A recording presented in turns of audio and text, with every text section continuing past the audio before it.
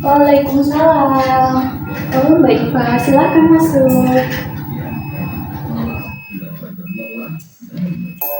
Oke, Pak, silakan.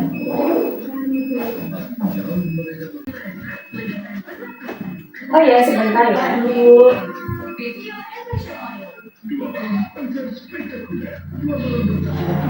Kita minum dulu deh. Terima kasih, repot ya Allah, Bu.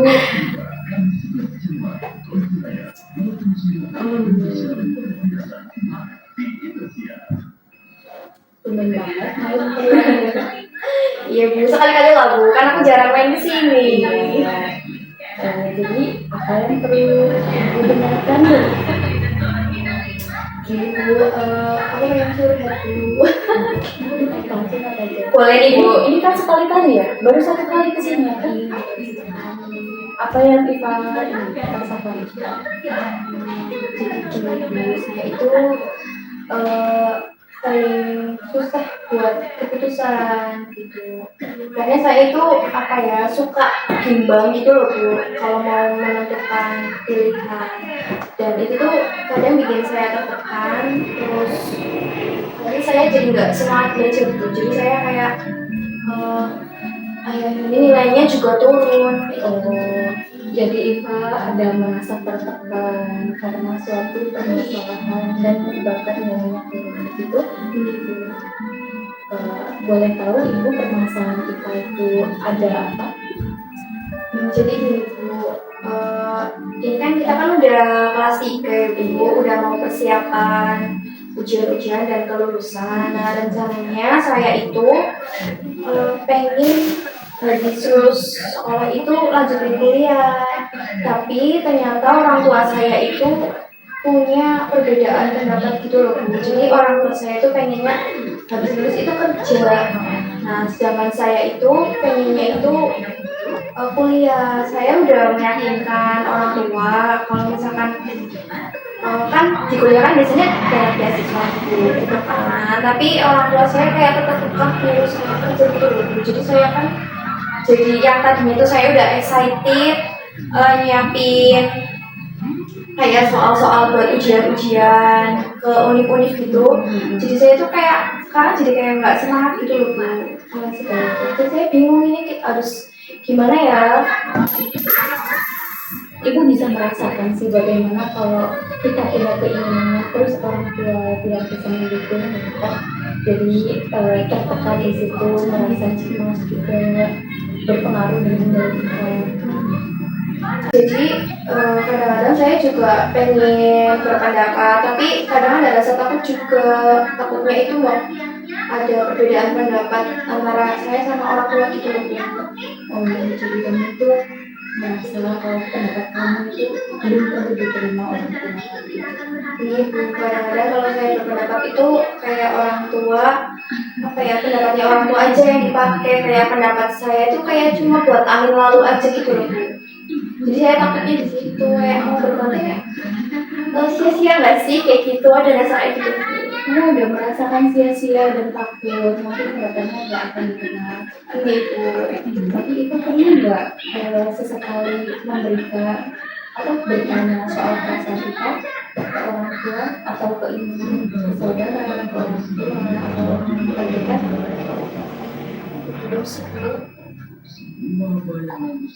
saya sih ngerasanya ini Bu, kalau misalkan saya itu kayak berpendapat aja kadang ada dengar, saya tuh ngerasa kalau semakin banyak ngomong ke orang tua atau ke saudara itu takutnya malah semakin rumit, malah semakin diam. Jadi saya pendam sendiri aja Bu.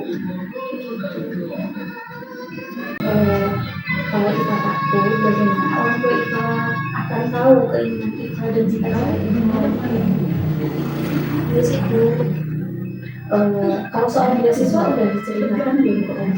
Maksudnya beasiswa kuliah yang lebih kuliah, karena kan ini berkuliah tanpa mereka itu dalam urusan ekonomi. Nah, kalau itu ada kesempatan buat untuk menyampaikan pendapat orang tua, bagaimana? Ya, siapanya? Iya sih Bu. Kalau tadi kan Iva ingin berkuliah, ada keinginan untuk mendapat beasiswa, biasanya sudah tahu kalau soal beasiswa itu dapat feedback apa itu sudah belum? Untuk sementara ini saya belum pernah ngomong sama ibu sih kalau soal beasiswa itu. Ada baiknya nanti kita menceritakan baik-baik pada ibunya soal beasiswa, menjelaskan gitu. Kalau misalkan apa ya, saya itu takut aja loh kalau misalkan saya baru mau kuliah aja tuh ibu udah menentang lah. Saya tuh mau ngomong lagi tuh takut ibu nggak mau dengerin saya, kan saya nggak usah ngomong aja ibu. Ada baiknya Iva itu menceritakan ke orang tua, jangan merasa saya takut, saya nggak usah ngomong aja, bukan balik seperti itu.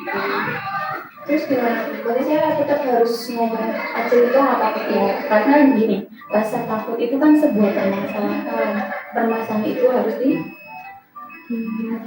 diselesaikan, ya kan? Nah, coba Iva sekali-kali ngomong ke orang tua, Iva ininya berkuliah, tapi dengan beasiswa nanti nggak repotkan ekonomi orang tua, begini. Ngomongnya dengan nada yang baik gitu.